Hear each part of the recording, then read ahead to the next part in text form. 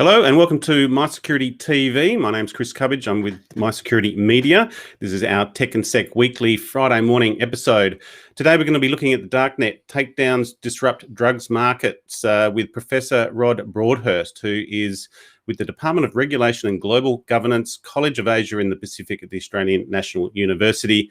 We'll obviously be looking at the Darknet in this latest research that was commissioned by the Australian Institute of Criminology's Serious and Organised Crime Research Laboratory. So he's had a busy week.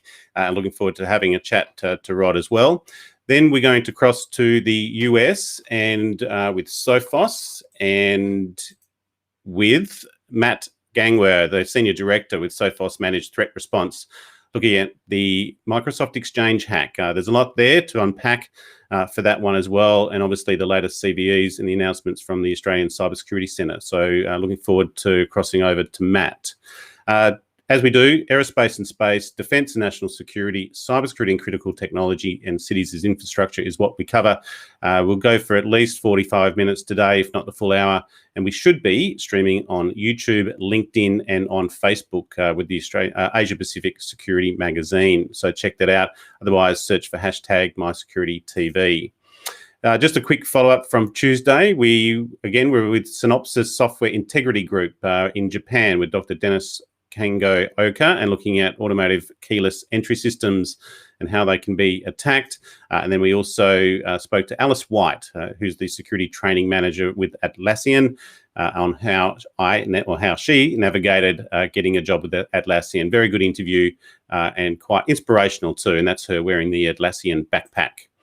On not next Tuesday, the Tuesday following, March 23, I've set up an interview with Rod Smith, who is with the Defence Science and Technology Group, looking at their resilient multi-mission space program. Rod is the Star Shot leader. I don't know what that is yet, and looking forward to speaking to Rod. And also, a bit related to what we're going to be speaking with Rod Broadhurst with is the Jane Lowe's podcast with the Big Biz of Crypto Crime, with Kim Grauer, the head of research with Chainalysis, and looking at crypto crime, the use of the Darknet for money laundering and the like, and some of their research. So it's a good segue into Rod, and it was almost the main reason why I reached out to Rod as well when I saw that research. The nominations are now coming in fast for the top women in security ASEAN region. So if you have women in security within the ASEAN region, either with your organisation or within your network, please encourage them to nominate themselves or make sure you nominate them for the top women in security ASEAN. We've been supported this year with RSA and their RSA Secure ID Suite. We've also got ALC working with us this month on their cybersecurity certification courses, so please check them out. And I thought I'd throw this up today. Hills is doing a new sort of promotion with IDIS, and apparently can win a Savic motorcycle. So if you're interested into motorbikes and that would be of interest, pretty much go to any of our websites, the Australian Security Magazine and the like, and you can check that out. We've also got some SCADA and ICS cybersecurity courses coming up in April with Daniel Ehrenreich, so also check them out. And otherwise, you can support our channel with our Cyber War series with T-shirts and merchandise. So also welcome to have a look. So without further ado, I'm going to bring on Rod Broadhurst, or Professor Rod Broadhurst. Rod, thanks for joining us. Good morning, Chris. How are you? Very good. And you've had a busy week, obviously, with this type of research coming out. Maybe just talk us through, this has been commissioned, as we mentioned earlier, the Institute of Criminology. Was it the Institute? The Australian Institute of Criminology Serious and Organised Crime Research Labs. And sort of you've been looking at your background. You've done a lot of work in this area for a number of years. So this is probably not even a new piece of research. What's the background to this particular report?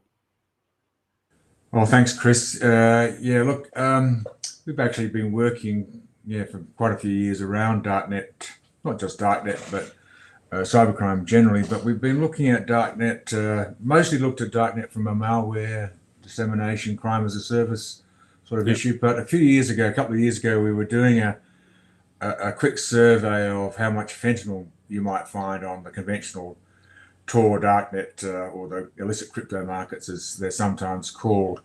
And in the process of us trying to measure the amount of fentanyl, and that includes the analog, carfentanil, and so on. In the midst of that work, there was a major shutdown by a transnational policing operation that took out a market called Wall Street. They all have these sort of rather glamorous names, or rather naughty names, I suppose, or ironic names. So Wall Street was taken out in about April 2019. And we immediately started to notice some effects in the market in the availability of these opioids. So that got us thinking about, if you like, a classic intervention study, a pre and after. What's the impact of closures on darknet markets, but focusing on a particular illicit drug, this time fentanyl and its analogs. And the reason for that focus is, as many of you will know, that there's a major problem, particularly in North America, with the use of fentanyl coming in and having quite a huge impact on, for example, overdose deaths, and also for cutting, weak heroin and so on. So there's some massive changes going on actually in the transnational illicit drug market. And one way of looking at one element of that is the underground online market, right? And we know that, especially since, well, this is, an obvious kind of comment, but all boats have lifted, Chris, haven't they, in terms of opportunities around cybercrime, particularly as COVID's had this huge impact on the way in which we work and working from home and so on. So there's been a lot of that going on, and we've looked at things like, the availability of vaccines and medicines and repurposed medicines and so on. So that's kind of what we've been doing the last couple of years. We're very interested, at least I am also very interested in the so-called organised crime or transnational organised crime part of it, because some of these, that's something we have time we could discuss, but it's a very interesting area about what kind of novel criminal organisations are they, and what's the link between these darknet markets and, say, traditional, mafia-like groups, etc. One of the things that chain analysis do that's very interesting. I mean, for example, recently they indicated, based on their work on cryptocurrencies, that the Russian market Hydra was a very dominant market, and we've looked at Hydra and so on. So that's the brief background. But generally, there's just an opportunistic event with this police closure for us to continue tracking those markets to see what actually happens. Does a police seizure or a police shutdown have any impact on the market itself? Are people deterred? Do people change? What's the impact? Yeah, well, that's a good question of what is the deterrence really in terms of the takedowns of the markets, and we have done a number of interviews, including with Interpol and the Interpol advisors on that, and it is a cat and mouse game really in terms of the setting up of a new market. The police might infiltrate it or take it down, and it just pops up another one. And you've got here the markets which sell a variety of contraband, including illicit drugs, included Apollon, Empire, Dream, Nightmare, is it Tochka, also known as Point, Berlusconi, Valhalla, and then Wall Street. So there's a number of them. How many sort of darknet markets were there that, in terms of the options that you had? Is it just full on, or are they quite sort of, as they grow to a certain scale, they become quite prominent and they stand out a little bit more? I think all of those things, actually. It's a very dynamic, very evolving sort of kind of a market. And, just as a rule of thumb for us, because we're a university research lab, and we're mostly, I guess we get most of our energy from our young, interns and stuff like that help drive this work. So we tend to we're a bit selective. I mean, you raise a bigger issue about, indeed, how many markets are there out there? Do we know the universe? And the short answer is no, we don't. It's very hard to crawl, even these days, very hard to crawl the open net, not to mention something like, Tor, or even worse, if I can use that, with freenet or something like that, where you really have you can do it. Anyway, to cut a long story short, so we tend to look at what we call the omnibus, or sometimes a high street equivalent markets. So the big markets, they've got to have at least 1,000 products on their books, or they're advertising that, and that they carry a range of products, usually right across the range. I mean, a lot of the research done in academia has been around drugs, in particular, for obvious reasons. But these markets, like lots of others in the open net, as well as in other parts of Tor and so on, are also thriving businesses selling confidential, ID. I mean, one of the most profitable ones, it looks like to us, is the whole forged document, or what we would call the question document market. So passports, driver's license, IDs and stuff like that. And there's a big demand for that in the cryptocurrency world as well. So the other important thing about darknet markets, or at least these vendor markets or retail markets, in markets like platforms, anonymous platforms like Tor, is that they are, marvelous conduits for moving cryptocurrencies around. We know that world's changing rapidly, and we're seeing a lot more Monero, for example, or other currencies other than Bitcoin in that space. But to go back to the essential story, excuse me. So we have a basket of markets. We're following those. Markets are very dynamic. They don't often last very long, although some markets are amazingly robust and their operational security seems very good. In fact, actually, it's one of the impacts of police interventions is these market operators, these OPSEC people, or we'd like to call them techno criminals, are really operating in that environment in the same way as a mafia group would be, providing protection, but this is digital protection, and so that's that's what they're selling. So in that sense, they're selling protection, and they can sell protection with an offensive capacity. So most of these markets have to live in an environment which is hostile. They'll have distributed denial of service attacks from competitors, from law enforcement agencies.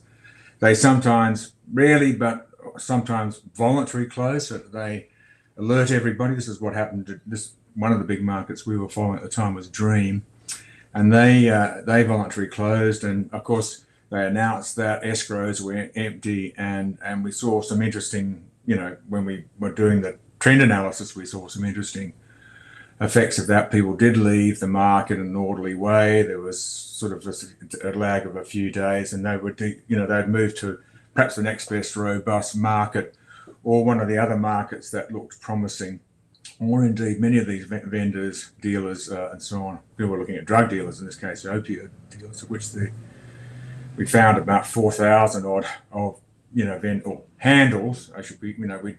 We shouldn't assume necessarily that a handle or an alias, which is essentially the vendor's brand, is they like to carry those brands across markets and over time.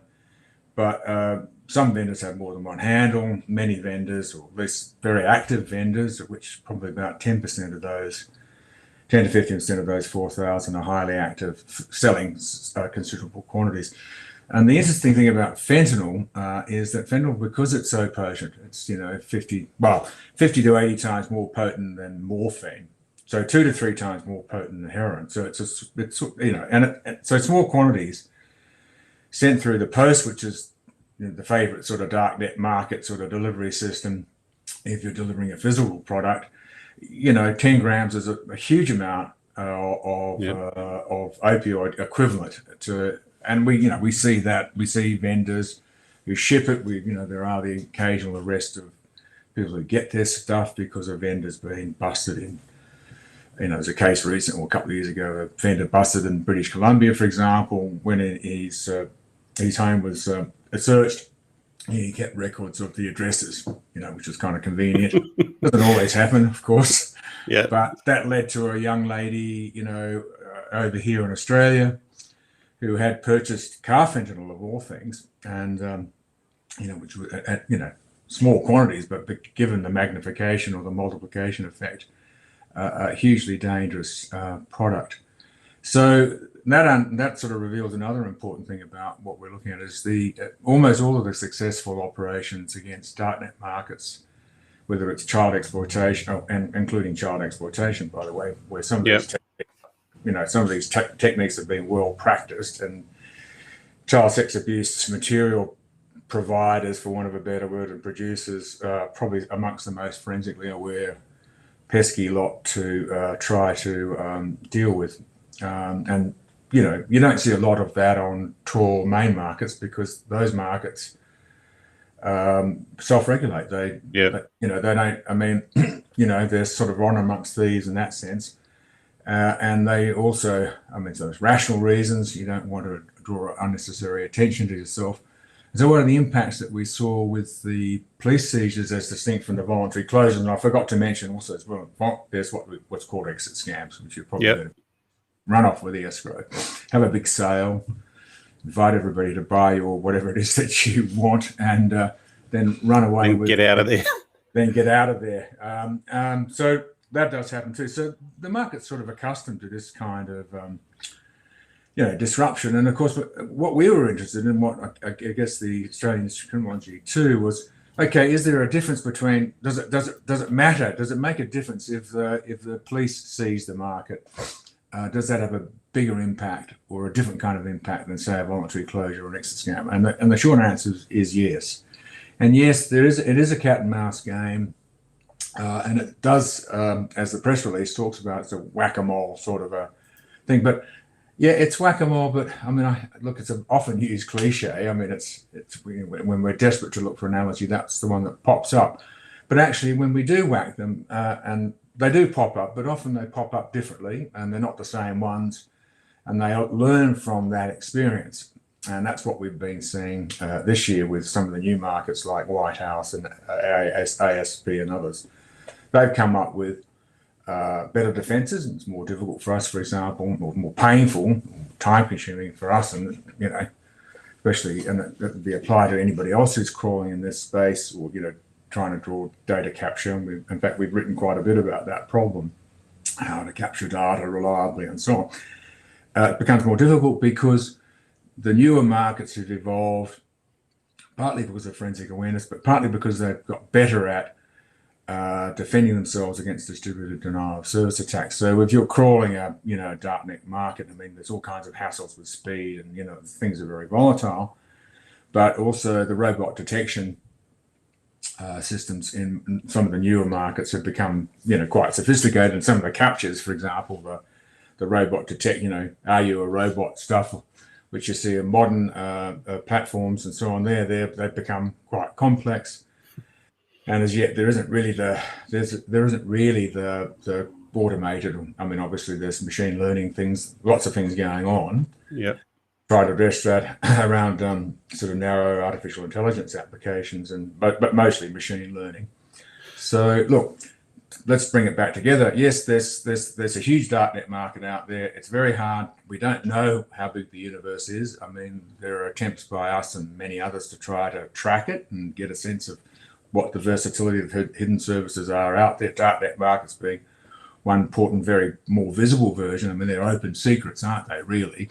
And they thrive on that idea that we're secret, you can come and see us and so on. So they solve a lot of problems that organised crime groups typically face, which is this trade-off between secrecy and efficiency. So they it's kind of well, it was a question I had, wasn't it, Chris? Yeah, it was a question I had. Is the links now between traditional organised crime and sort of cyber organised crime and the correlation between the two? Have they now fully connected, would you say, or do you still find that they are a unique sort of crime group in their own right? I mean, obviously, when they're starting to deal with drugs, and it's been around for a number of years now, there should have been enough time. But have they fully morphed together? Do you think most of traditional organised crime will be on the market at some point? Yeah, look, I think there's lots of valid speculation, I think, going on about just how that. I mean, when we first wrote about this stuff, nearly 10 years ago, I think it was, we tried to survey what the kind of novel criminal organisations would look like. And we actually found everything. Yeah. That's the single sort of kind of dedicated, criminal opportunist or entrepreneur, small groups. I mean, to run a darknet market, probably, one of these main markets, not a single vendor niche market. For example, we've done work looking at, say, firearms and weapons on these markets, and we've noticed actually that the so-called what we call the specialist or niche markets that sell only one product, firearms, for example, in this case, are much, much more persistent and much more interesting. Everything's harder to track. I mean, it's hard to track sales now. You don't get Bitcoin wallets sitting on the front page, etc. So, but from what we can tell, there's quite a lot of niche activity now. Chain analysis, for example, is one of these, at least, and the European Monitoring Centre and so on. They think there's about 50 to 60 of these so-called markets active at any one time. But actually, like us, they've noticed, or like we've also noticed, that there's been very significant consolidation in the last 12, 18 months.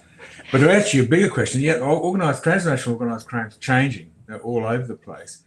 And so you do see examples where a market typically run, let's say 3 people, somebody who worries about OPSEC, somebody who does the sort of logistics, and somebody does the money.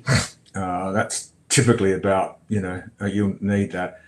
And going back to the intervention study, when Wall Street got shut down, Wall Street was shut down as a consequence of its cascading series of events.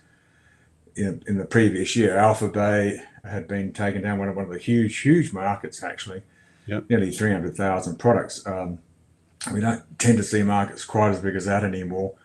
But it also had a relationship with a smaller Dutch market called Hafnium. I don't know if you know the story, but some of your listeners may. And so the Dutch police took over that and ran that, pretty much very similar to what's happening in the child sex exploitation space, right? So you occasionally get market takeovers and so on. So the data or the information, the way you can sort of kind of track, once you crack a market, seize a digital phone or seize a server with platform material, then you can start. And so in that sense, Wall Street was a result of previous actions. But what's crucial is, of course, it's transnational policing operations. These are combined operations where intelligence shared, with some special techniques around investigating these markets. But once you get a bit of a crack, you can start de-anonymizing, some of the players. Well, sorry, go on.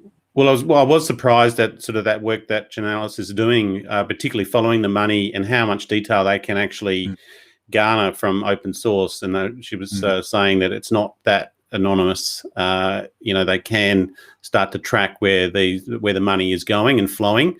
How much did you do in that regards? Because you're obviously looking at the drug market itself, but how much of the money was being made? Did you look at any of the money flows? Yeah. We did do it. We obviously looked at estimates. I mean, one of the things when you're looking at impact studies, particularly in criminal justice, and most policing agencies and authorities are interested in what is there a deterrent effect? And of course, what they really mean is there a general deterrent effect? Because obviously, if you seize a market, you arrest individuals involved in that market. You have the digital forensics to tie them in, and of course, some of the vendors get exposed as well, and vice versa.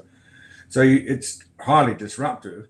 And obviously, the specific deterrents, those whack-a-moles that you've just taken, they're not going to whack. They're not the ones going to pop up. It's going to be some version of them, because the market, like particularly in drug markets, and it doesn't really affect the malware players here because you send an encrypted file over the internet, through a VPN and so on. I mean, there's no product for you. There's nothing for people to intercept per se. So here we're talking really about so the guys are selling the ransomware tools or the crime as a service tools, the Buddha services and so on. They tend to be very mildly, if affected at all. But for the drug traders, the physical traders, the people selling products like drugs, that does have an impact. And one of the first impact is that there is a supply problem. And so we did notice that, two things happened in relation to fentanyl over the time period. One is it became radically much less available. Fewer markets provided it, made it available. Quantities tended to reduce and prices went up quite a lot. So, I mean, that's, one demonstration of some, of course, we don't know how long these effects might, they might be quite short term. One of the longer term effects is that some markets decide, well, hey, I'm not flogging fentanyl anymore. I'm not going to, if you're a vendor selling fentanyl, go somewhere else. Yeah. And so you get a narrowing of where you can sell it as well. So at the end of the study, we had one market's, Empire selling it. And that was the only market Before then, Tochka, we think a Russian, well, notoriously a Russian, but we don't have the evidence to pin it exactly, typically, on them. But they were the ones that they continue to sell fentanyl and carfentanil, which is the real worry.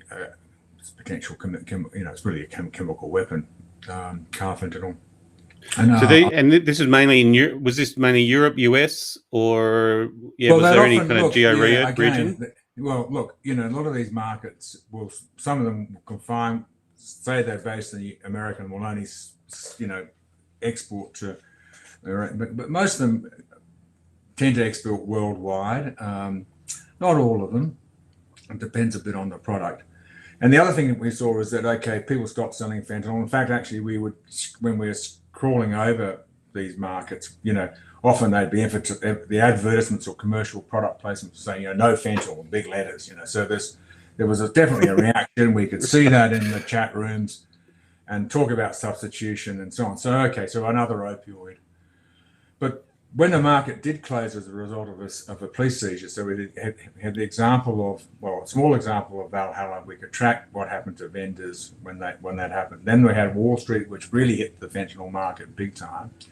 And then later, Berlusconi, the Italian market, which was kind of a sloppy market, but probably also sold, it was pretty, sold just about everything. That had a huge impact. So then the actual what happened was that vendors would then be looking for places to move, and because of the design of our methodology, and we don't track all markets, a lot of them just disappeared, or they might change their encryption key when they move from A to B.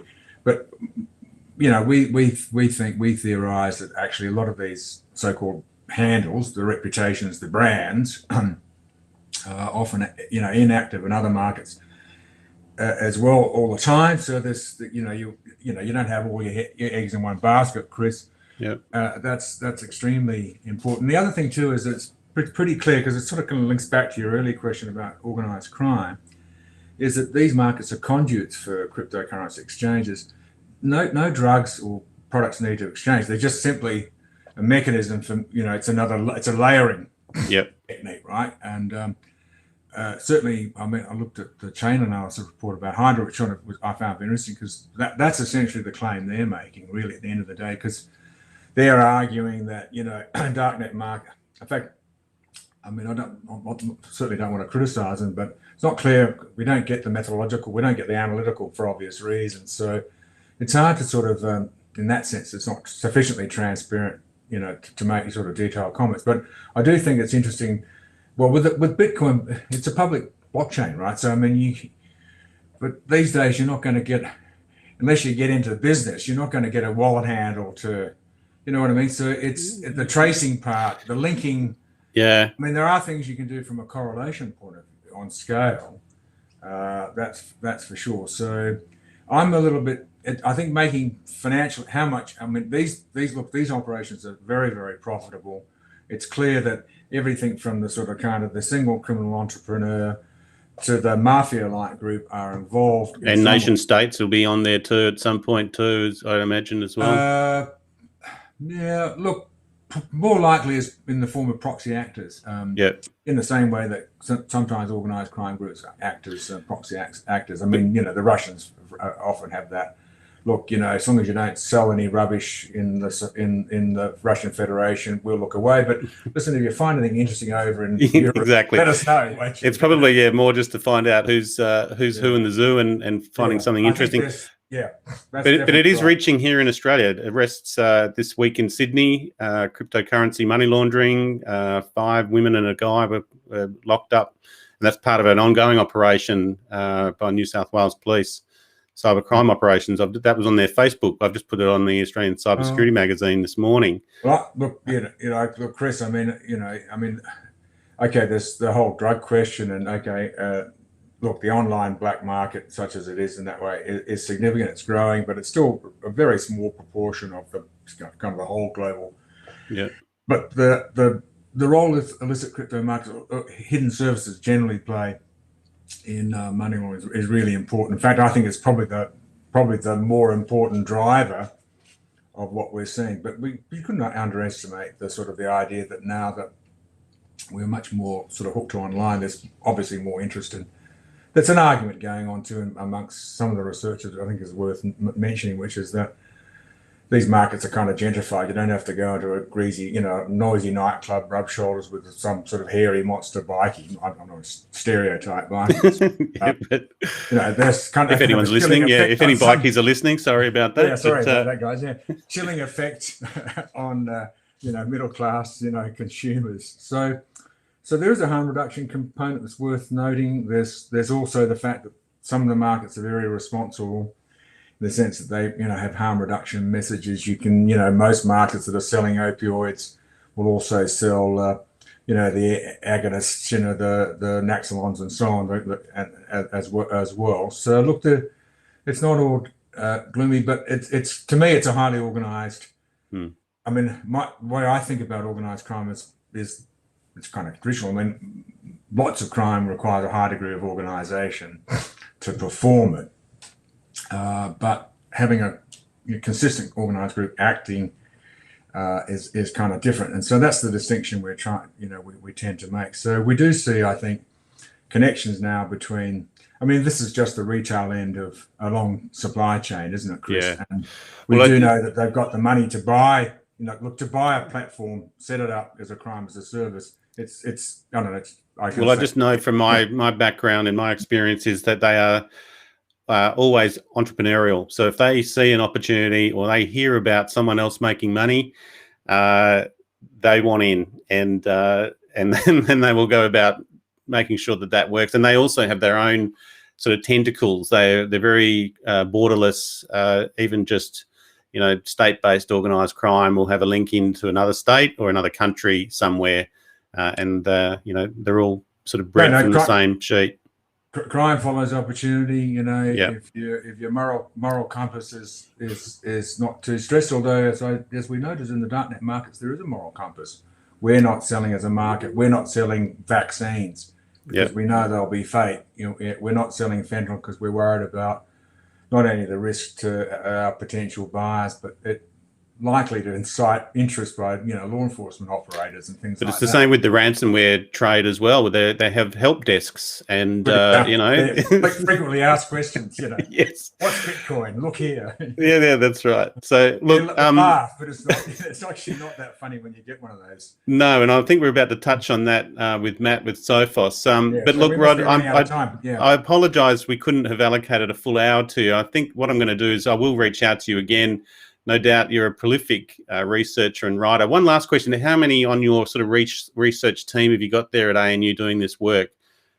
Look, it varies a lot. Depends on, I hate to say this, but we're very grant dependent. But because, we're sitting, I'm lucky to be sitting in a university with lots of bright kids and they're attracted to this kind of work. So we have internships which are valuable. But look, at any one time, maybe a half a dozen. But normally it's a bit of a struggle, because, when the tap's switched on, we're flat out with addressing problems. But we keep our eye on a couple of main problems around child sex abuse materials is a concern. But we're very interested in mapping the hidden services in a way that's useful for policymakers and practitioners, because at the moment, actually, it's very difficult to know what the landscape really is. Yeah. I think we're getting pointers, as you rightly pointed out, Chris, when you're talking about, how it's evolving and changing. But getting a kind of grasp of, what that breadth is, what that scale is pretty crucial. So we sort of try to focus on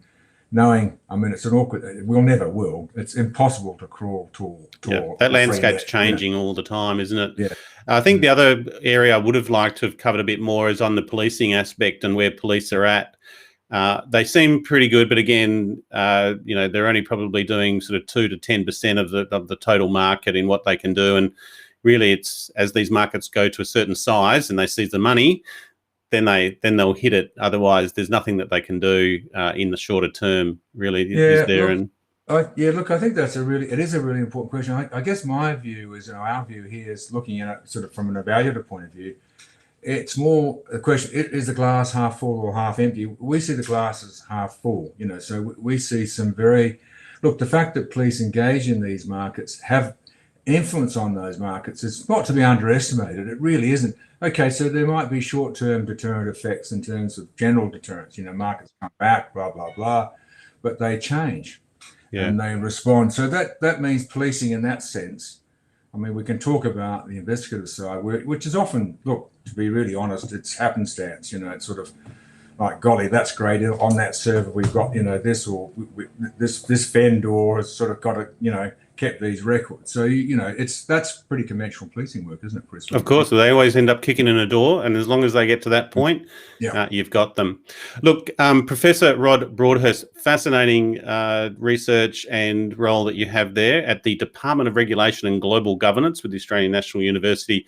Absolute pleasure, Rod. Thank you so much, and I do look forward to having you on again at some point and giving you a bit more time. I think you're doing such a broad degree of work there, and I'll put as many links as we can into the show notes. And if you don't mind, send me through the link to the report, because I didn't end up getting to it. Easy. I mean, I can probably send you the report, or you want the link? I guess it probably just the link, and I'll put that on the show notes as well. But I do appreciate it. Thank you very much. Have a great day. Thanks, Chris. Thank you. Cheers. Bye. Bye. Very good. Professor Rod Broadhurst with the Australian National University, Darknet takedowns, disrupt drugs markets. And that was some work that they did back in 2019 for the Australian Institute of Criminology. So without further ado, and he's been waiting patiently, I do appreciate that. Let me just get over the captions in the right way. Mat Gangwer, the Senior Director with Sophos Managed Threat Response. Matt, thanks for joining us. Thanks for having me, Chris. Good, man. And look, thank you very much for your patience. You're in Indiana. Is that correct? That is correct. Yep. The Midwest. Midwest. Very good. I've only been to Chicago. That's as close as I've got to you, wherever you are. So look, Microsoft Exchange, it's pretty hot news. It's going to continue on. In fact, I've got some research out of ESET today as well. I haven't put it up yet, but they've been monitoring it, and there's a whole bunch of stuff going on. So, yeah, those in the industry probably sick and tired of hearing about it, but first popped up last Friday. Was that right? I got a little bit before that. That's kind of when things escalated to the point of kind of the global event. Got it. Well, look, talk us through where it's at. You've and on the Australian Cybersecurity magazine, we've put out a release from the Australian Cybersecurity Centre, and then we've also got Matt on there with a video talking through it as well, so you can check that out. But I thought I'd hear it from the horse's mouth, Matt. There's a number of CVEs here and foreign actor involved. So yeah, maybe just talk us through what you've observed so far and what the situation is right now. Yeah, at a general sense, this was a pretty complicated attack. It falls into the bucket of a 0 day where nobody kind of saw this coming. And the threat actor in this case was able to determine that there was a flaw in Microsoft Exchange that they were able to exploit. And it wasn't only a single vulnerability, and there was actually 3 or 4 unique CVEs in this instance that required to be chained together to get the successful exploit to happen. So one of them would allow the unauthenticated bypass, and then the other might allow you to write the file. In this case, a lot of the web shells that we've been seeing. So from a timeline standpoint, I think the latest that I had seen was Microsoft had been notified of this in early or December by a researcher, DevCore. In January, they kind of initiated those findings to Microsoft. Between then and January, February, I think there were some other other vendors or other practitioners who had uncovered similar activity through incidents that they were working. They just didn't realize there were new CVEs at that point in time that tied back to the event that they were looking at. And then, Feb 26, 27 rolls around, and that's when we see this escalation of kind of the global campaign to start impacting all of these Exchange servers. And that's really when a lot of the kind of damage was done at that point. March 2nd, Microsoft released the patch And as soon as that became public, that's when, industry started hopping on and determining whether, what we needed to do at that point, and also kind of tipped off other threat actors at that point and other cyber criminals that, oh, now there's this vulnerability that a lot of organizations haven't patched and won't likely patch for a while, and just became a free-for-all. And it's only the on-premises exchanges, so it's not sort of Azure or anything like that. That's correct. The currently known impacted versions are all on-prem, but dating back to kind of 2013, 2010, all the currently supported versions. So it's been there since the existence of those versions. How long do you reckon the 0 day was known for before it's been exploited? It's hard to say, especially with dealing, with the nation state actor that was potentially using this to begin with. It's hard to say how long, they knew about the specific issue. We just kind of know the timeline as released by Microsoft. And what do you know about Hafnium themselves and their background? Personally, not a lot. It's not. Haven't met them. Not yet. I think the interesting thing is, it may have been state sponsored at the point of the origination, but it's now certainly not just kind of state sponsored actors that are going after this vulnerability. It's kind of shifted to being, these web shells exist on these exchange servers. It's kind of anybody can start potentially scanning, which we have seen traffic on the internet looking for the existence of them, and then begin using them to impact organizations. So that's kind of what my fear is at the moment. As a practitioner, it's, organizations need to take this seriously and get it, patched so they can't continually be exploited. And second, to make sure that they're doing due diligence and kind of searching and hunting around for potential web shells or other artifacts that may exist in their environment post-exploitation. Yeah, I imagine you're probably seeing what ESET just came out. I think it was actually yesterday, and I missed the email, but I've got it in front of me now.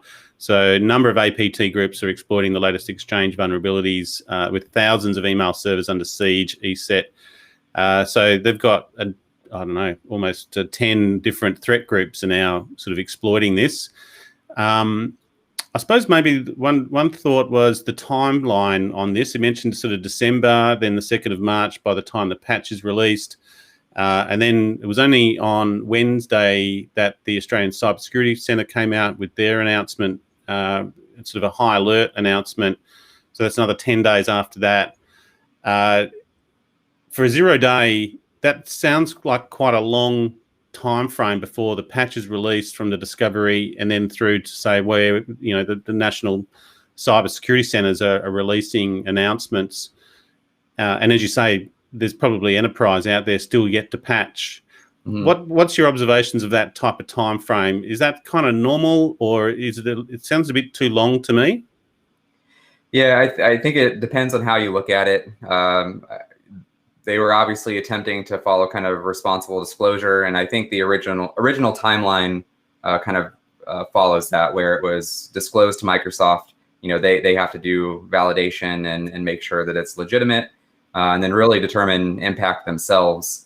I think what kind of changed and what forced their hand a little bit to release the patch early, because it did come pre-patch cycle, was the event that happened on the 26th and 27th, where tactics shifted. They went from being kind of silent and quiet to, we're going to try to impact as many exchange servers as we can. And that's what kind of forced the hand to get the patch out there into the public domain. And I noticed Brian Krebs has put out, I don't know if I've kept it up, but the actual patches that Microsoft are releasing, there's a lot of them. Mm-hmm. Obviously, for this one on the exchange hack, there's 4 CVEs that have been disclosed. Is that maybe part of the reason as well, is because there is a lot of work there to do, and there's the incidents of compromise that you need to check whether you've been compromised at all. So there's a bit of threat hunting there into that the teams have to do internally and on-prem. Yeah, so it's certainly the case. So patching is obviously priority because we want to limit the ability for somebody else to come by and exploit it. But certainly determining kind of exposure after the fact. We're kind of bucketing organizations into a few different categories. Some are unaffected. They maybe had the vulnerable version of Exchange, but they never ended up getting a web shell, or none of the IOCs that are known have popped up on their networks. And then you have folks that have had web shells created, but maybe they weren't used for any post-exploit activity. It was just some general automated reconnaissance through that. And then you have the kind of third group of organizations where the web shell existed and there was a series of commands that maybe led to additional lateral movement in the environment or some other kind of data access. And that third bucket's kind of obviously the most severe, because you definitely at that point need to enact your IR process or bring in a third party forensics firm to help assist in that situation. Got it. So a lot of the consultancies are busy at the moment, and would it be a matter of just looking at those the server logs at the start? Maybe just talk us through exactly what they would need to be doing. Yeah. So Microsoft has released a set of tools. The proxy logon PowerShell script is a pretty good identification of potential exposure. It's not going to tell you 100% that there was a threat. Most solutions, endpoint solutions, have signatures and protections out for the known artifacts at this point. So if you've seen a hit on your endpoint product, you're going to have an alert in your dashboard or however you're managing that. The next step would be to review the IIS and Exchange logs to determine potentially how far back it went, because that is a pretty important attribute here. We know kind of the large scale exploit happened on the 26th and 27th. So that's where we see like a lot of clustered activity, meaning they were created, the web shells were all created around that time. If you have something that was created or appears to happen outside of that cluster, maybe 30 days prior to that, 15 days prior to that, that's probably something more worth paying attention to, because it could indicate that you're potentially targeted prior to the mass exploitation. And and when you say a target, are they exfiltrating data, or are they looking for lateral movement and then just going to sit there? What do you think the actual intention was here? Yeah, it's hard to say. Probably just general data collection. I would say I haven't heard of any incidents involving ransomware at this point, but it's a possibility as time goes on. I would say generally just extracting information and data and gaining access. A web shell is only a single point into an environment. So there's certainly the ability to implant other kind of backdoors and things for future use. And this might have just been an initial vector. So on the back of, say, SolarWinds and the like, how does this rate in terms of sort of the criticality and the number of organizations impacted? It's obviously a global event. Yeah, I actually think it's quite a bit worse. Coming off of worse than SolarWinds, okay. Yeah, or at least SolarWinds was a supply chain, but again, do you think not related at all? You don't think? I think it would be hard to say at this point, and the only way that we will find that out is if Microsoft chooses to release something about it. But possibility, maybe. Likelihood, probably pretty low. But timing wise, so sort of just keeping cybersecurity right there in the news around, and keeping cybersecurity teams very busy. I suppose it's one of those things with 0 days. What you're obviously with the managed threat response, so you tend to respond. I don't know how much sort of threat intel that you are doing, but the number of 0 day opportunities out there is should be expected. There's a number of them on the market. We just talked about Darknet there.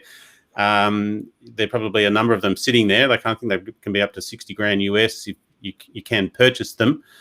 What's the situation around 0 days generally, and the expectation that there'll be more to come? There's always going to be the possibility for new 0 days. That market and analysis isn't necessarily our our wheelhouse, but just generally speaking, there's always enterprise software, and there's always going to be cyber criminals. And when you have those kind of two things together, they're looking for ways in. They're going to go the easiest route in most cases, and that's why you see cyber criminals maybe use more easy to access avenues, credentials, phishing, things like that, and nation state actors to use these more sophisticated means, just because they have the resources to put behind doing the research of uncovering these vulnerabilities.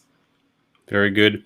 Well, look, given the time of the day, and we're just coming up to our full hour, I think I'll put the post in the show notes as I do. I think I can just stick it there if anyone wants to check that out. And the advice from the ACSC is obviously implement the network security patches that have been released by Microsoft.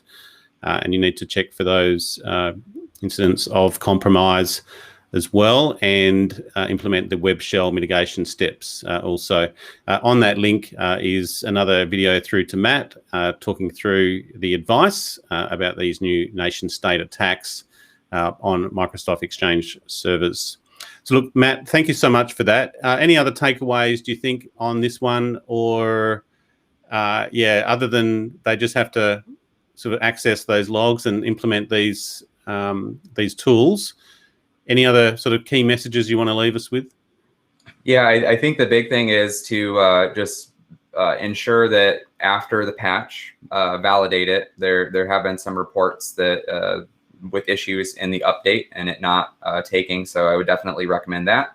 And then finally, just because you have patched doesn't mean that there doesn't exist the web shell or an avenue in. So patching isn't the only answer in this situation. You have to follow it on with the hunting and kind of review of those logs to see if there's anything going on. And probably work on the basis that you've been compromised, and then work back from there. Very good attitude to have in this situation. Very good. Look, Matt, am I saying your name correctly, mate? Mat Gangwer? Yep.